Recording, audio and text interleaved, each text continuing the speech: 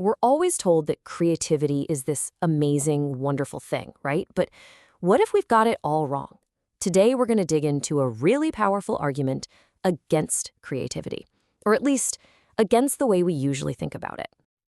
Okay, so for a long, long time, the definition of creativity has been pretty simple. It's basically got two parts. First, the thing you create has to be new, right? Novel. And second, it has to have some kind of value. It's got to be useful. Seems pretty straightforward, yeah? But here's the twist. What if that whole second part, the value part, is just wrong? What if creativity can exist without being good or useful or valuable in any way? I mean, that's a huge question, and it really changes everything. All right, so let's dive right in. Let's see what happens when we pry creativity away from this idea of value. So the whole argument really boils down to this. The idea that creativity has to be valuable is just, well, it's flawed. And why is that? Because if you insist on value, you have to ignore all these things that are, without a doubt, creative, but are actually pretty terrible. I mean, think about Enron. Those accountants weren't just crunching numbers. No, they came up with these incredibly novel, really imaginative schemes to hide debt and literally invent profits out of thin air. You can't say it wasn't creative. It was super original and complex, but it was also completely destructive, both morally and for society. And believe it or not, it gets even darker. Let's look at this guy, Jean-Baptiste Carrier from the French Revolution. He was tasked with executing people, and he came up with these, well, imaginative methods, like the Republican marriage, tying two people together and drowning them. It was a brand new method for sure, a product of a creative mind, but it was just pure horrific cruelty. And you can see here, the examples are all over the map. You've got the totally morally bankrupt stuff from Enron and Carrier. Then you have something like Percival Lowell's theories about canals on Mars. Super imaginative, but completely worthless from a scientific point of view. Even a genius like Nikola Tesla, right? He had creative ideas that were just bad, like his plan for a death ray. And you can even find it in art. The whole point of the musical and the producers was to be creatively, intentionally terrible. And this quote just nails it. Think about it. You can have two spies on opposite sides of a war. Both are coming up with these brilliant, original plans. We can look at both of their schemes and say, wow, that's creative, without having to pick a side or decide who the good guy is. Creativity is just a tool, and we can judge it on its own, totally separate from the final result. Okay, so if value is out, then what's in? What's the real key ingredient? Let's move on and see if we can build a better definition from scratch. All right, so this is really the million-dollar question, isn't it? If we ditch value, what do we put in its place? What's that secret ingredient that makes something genuinely creative and not just, a lucky accident? And the answer, at least according to this new way of thinking, is imagination. That's it. Imagination is the real engine behind creativity. It's the mental power that lets us even begin to explore what's possible.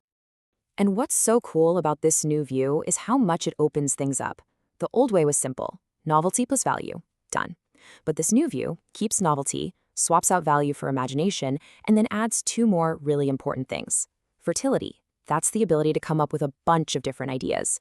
And motivation, which is the actual drive to make those ideas happen. So what are we really talking about when we say imagination here? Well, it's basically the power to mentally scan all the different possibilities out there. It doesn't matter if you're a scientist carefully working through theory or an artist who gets hit by a sudden bolt of lightning. In both cases, it's your imagination that's doing the heavy lifting, exploring that whole universe of what if. Okay, check out this thought experiment because it makes the point perfectly.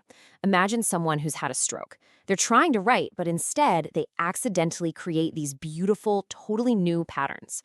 Now, the old definition would have to call that creative, right? It's new and it's valuable, it's beautiful. But does that really feel right? Of course not. And this new definition tells us why. He wasn't imagining those patterns. It was an accident. There was no intent. Now, this doesn't mean value is totally useless. Not at all. It just means that creativity can't produce value all by itself. It needs some help.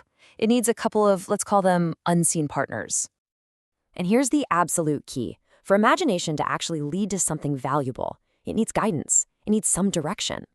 Because left on its own, raw imagination is just as likely to spit out complete gibberish as it is to create a masterpiece. So who's the first partner? It's tradition. Now, I know what you might be thinking, but tradition isn't a cage. It's more like a map. It gives you a starting point, a landscape of ideas that make sense. It gives you models to learn from, or even to rebel against. Think of Beethoven learning from Haydn. It gives you puzzles to solve inside a system. And maybe most importantly, tradition gives you constraints that actually focus the mind. Without those guardrails, you just get lost in an endless sea of useless ideas. Okay, and the second crucial partner? It's judgment. If imagination is the engine that's churning out ideas, then judgment is the steering wheel. And the brakes. You definitely need brakes. The famous mathematician Henri Poincaré really hit the nail on the head here. He said that discovery isn't just about mashing together new combinations. Heck, anyone can do that. The real magic is in discernment. It's about selecting the few useful ideas from this giant, infinite ocean of useless ones. And that act of selecting, well, that's judgment. So where does all of this leave us? Well, it basically forces us to completely rethink how we look at creativity, this thing our culture puts on a pedestal. And this brings up a really fascinating point. We're always told to praise divergent thinking, think outside the box. But look at this. Most of the time, real, actual value comes from what's called convergent thinking. Creativity that works inside the box, within the rules of a tradition. A scientist solving a tough puzzle within an established theory is way more likely to create something useful than someone who just tries to reinvent all of physics from the ground up. And that really gets to the heart of it.